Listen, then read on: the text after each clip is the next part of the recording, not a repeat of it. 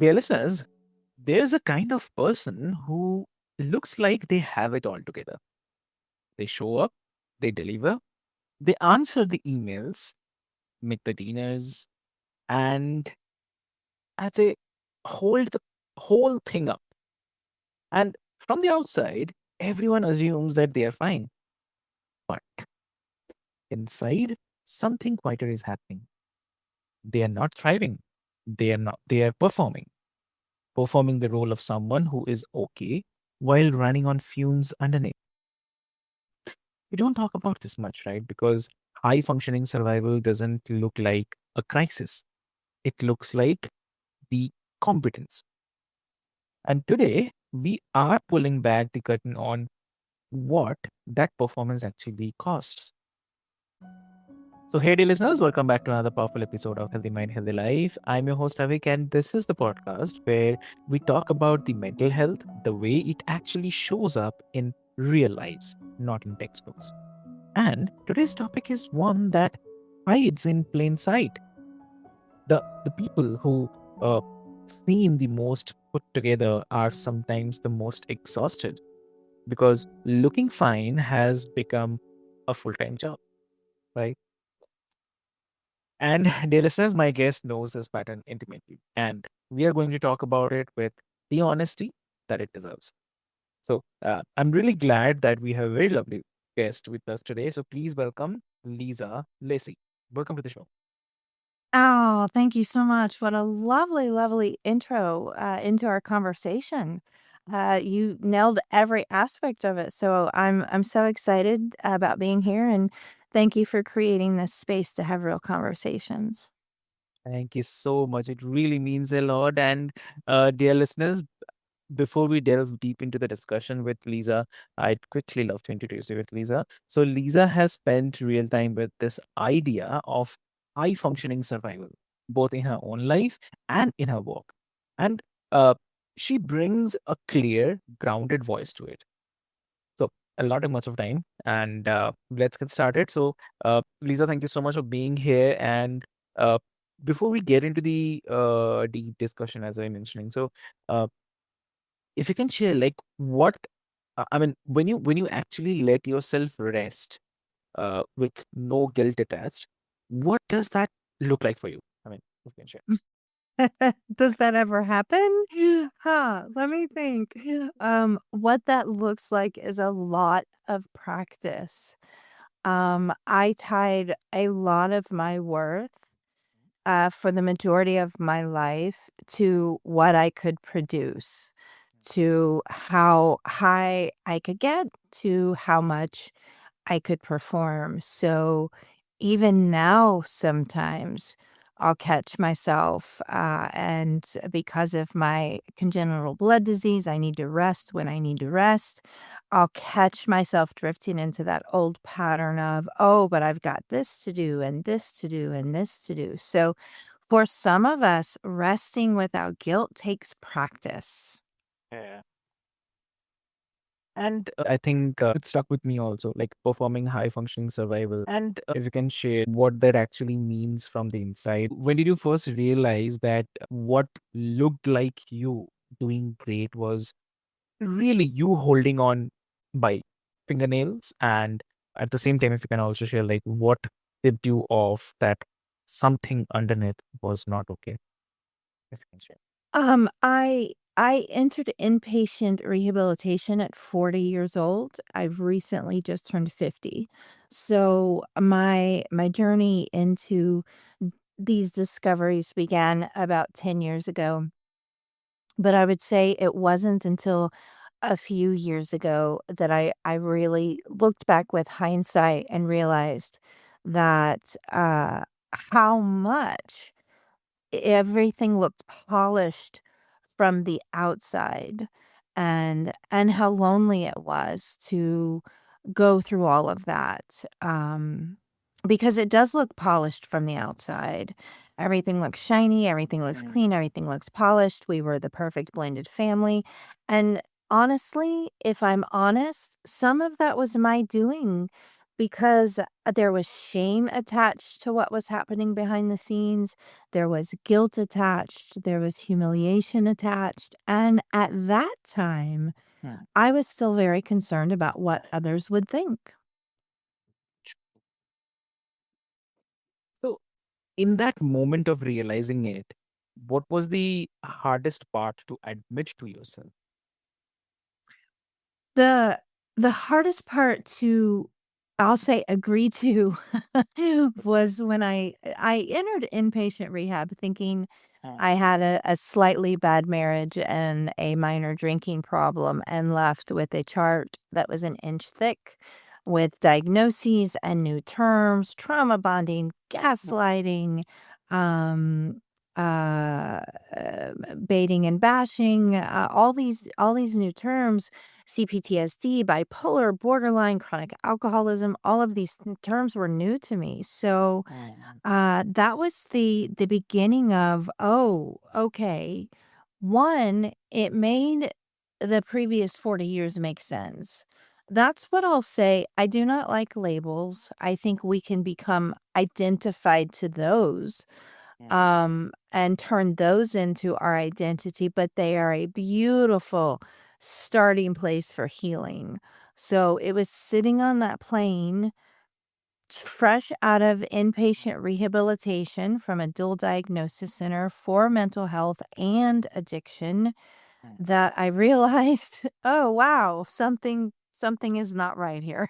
I need a lot more help than I thought. That's such a kind of honest place to start, because the cruel thing about this pattern is that the better you perform, the less help anyone offers, since nobody can see you struggling, right? So you become a victim of your own competence. And the moment you described where you finally saw the gap between how you looked and how you felt, that's the moment when the real work actually starts, even though uh, it feels like falling apart. So yeah. Yeah, yeah, but, it's to deconstruct, part of the process that I teach, deconstruction is, one of the steps in that process. It's dropping all identities, it's dropping all roles, and then deciding, because it can be a choice, who you really are underneath all of that. And then once you decide that, everything starts reorienting around who you are now.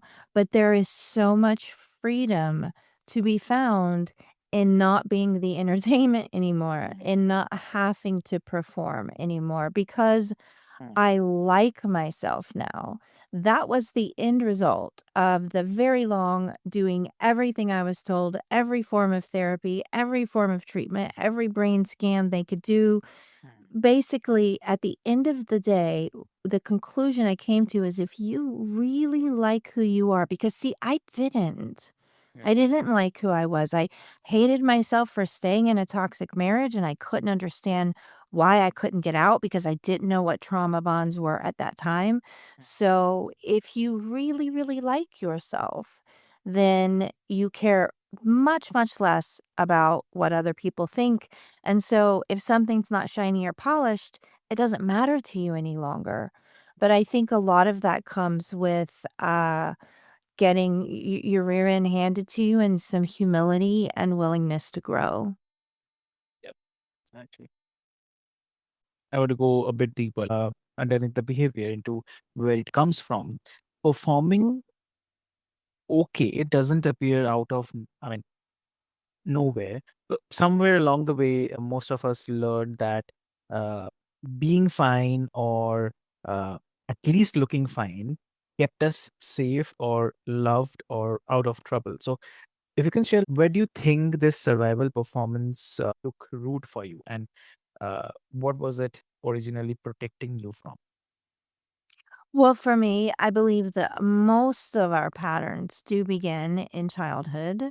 Yeah. I grew up in a very chaotic, unstable household, and had a high intelligence, but a low emotional intelligence. Again, I think I would prefer a high EQ over a high IQ, but I was, captain of everything. I made straight A's. I was in leadership everywhere we went. We ended up moving around a lot eventually.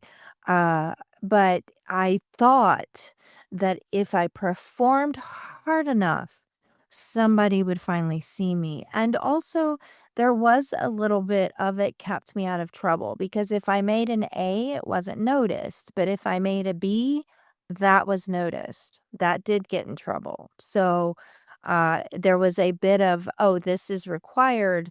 But there was also this need to be seen, witnessed and heard, and I thought as a child, I reasoned, well, if I can perform hard enough, if I can perform best, if I can be number 1, then it will be enough. Then I will be enough.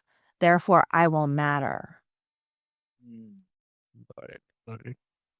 And does that younger part of you, the one who learned to perform, uh, still show up today? Of course. I think our little selves, sometimes are running the show.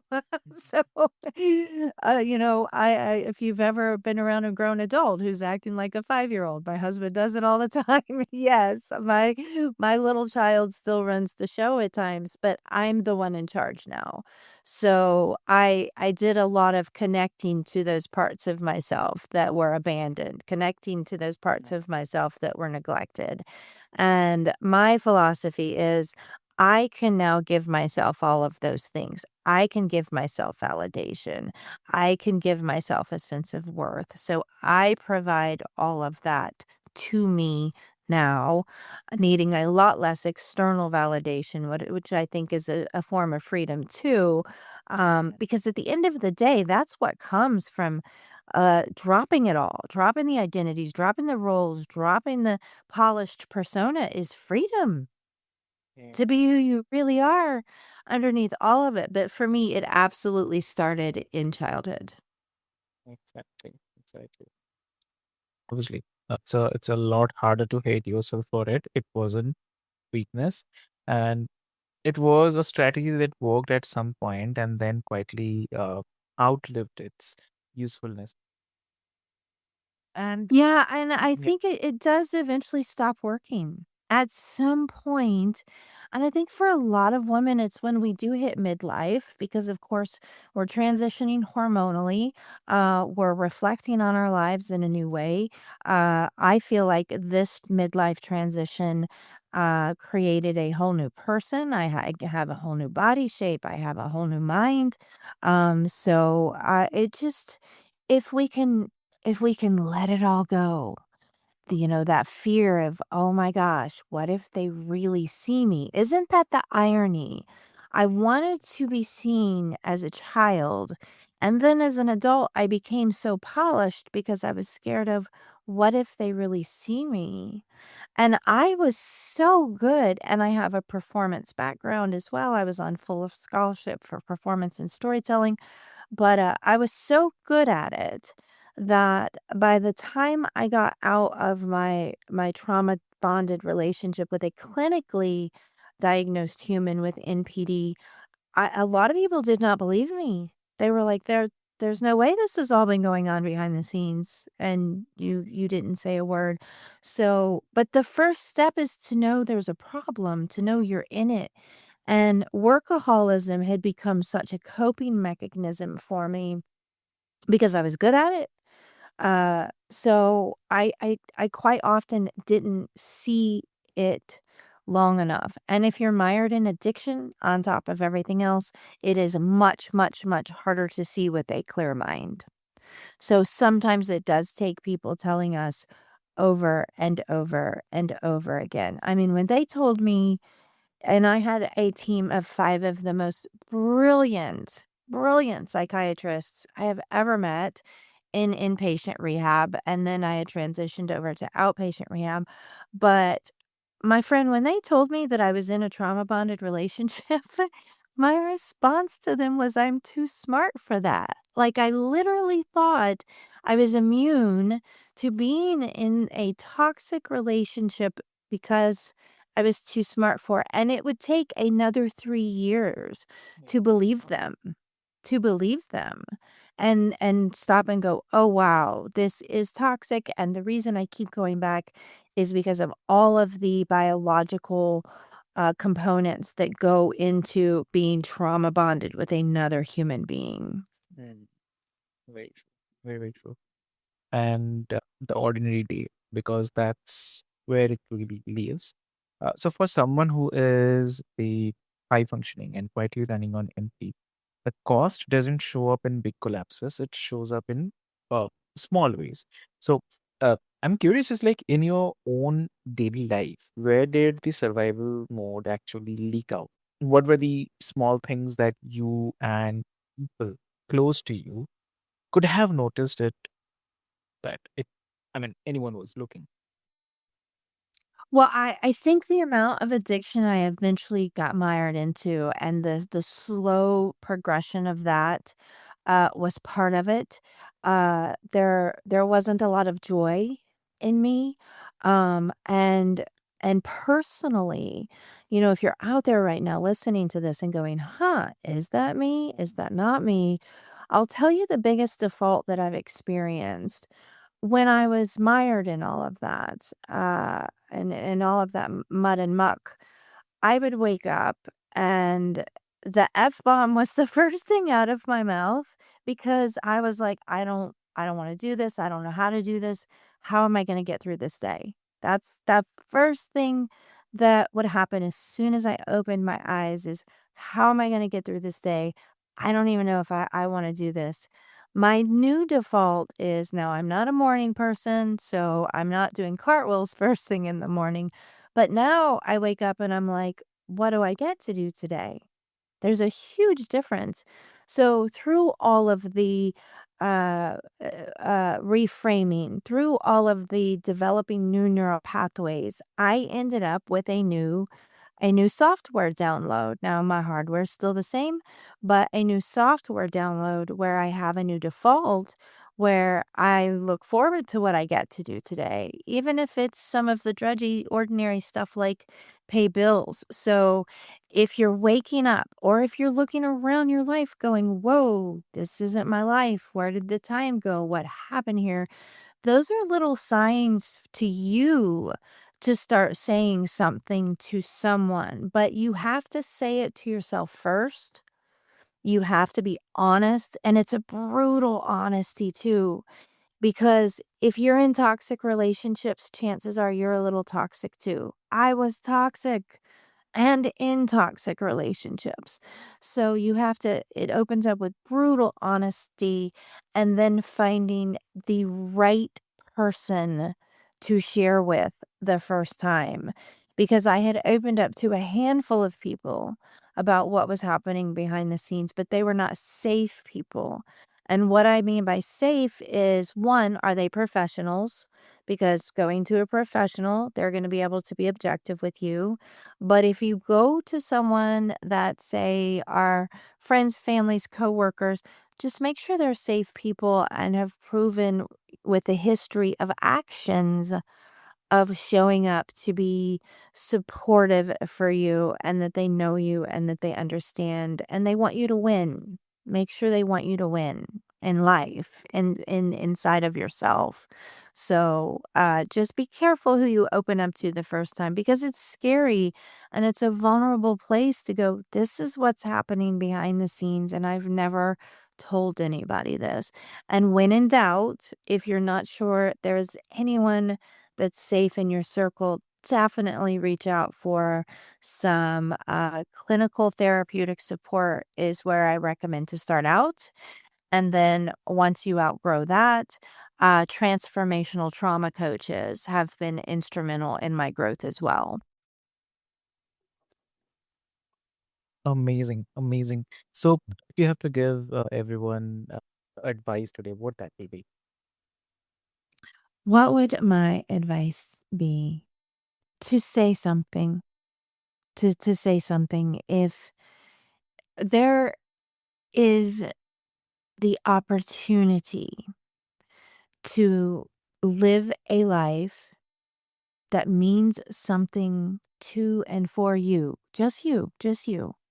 Because this existence at the end of the day is about us alone, us solo.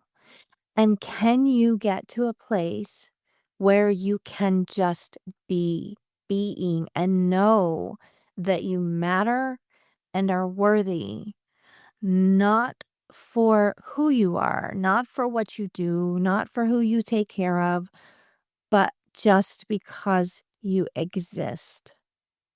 So if you are not there, by all means, find some external support to start out with.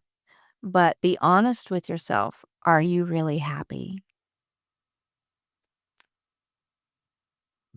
Lovely. And if listeners wants to connect with you, what will be the great medium to connect?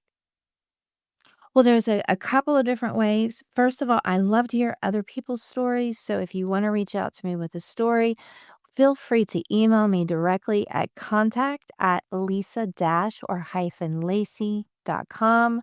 We have a new website launching in a couple weeks. Very simple, lisalacy.com. Or you can see some of my additional work, the upcoming book release, everything that's happening on my LinkedIn page, which is Lisa Lacy Calm. And it says writer with a brown banner right up top. You can't miss it. Amazing, amazing. So, listeners, what I'll do is I'll put all the links and the details into the show notes for your easy reference. So, first of all, I definitely love to thank Lisa. This is exactly the kind of honest conversation Healthy Mind, Healthy Life exists for. And uh, what I'll carry with me is what you said about competence becoming a trap. How the better we perform, the less help we are offered. That reframe matters. And to whosoever is listening right now, especially the one everyone leans on, the one who always seems fine, I definitely want to say this plainly that you are allowed to put the performance down. You don't have to earn your rest by collapsing the first. You you are a person, not a role. So let someone see the real you this week. So it might be the most healing thing that we do, right? So with this hope, this is your host Avik, and this is Healthy Man, Healthy Life. Stay happy, stay healthy.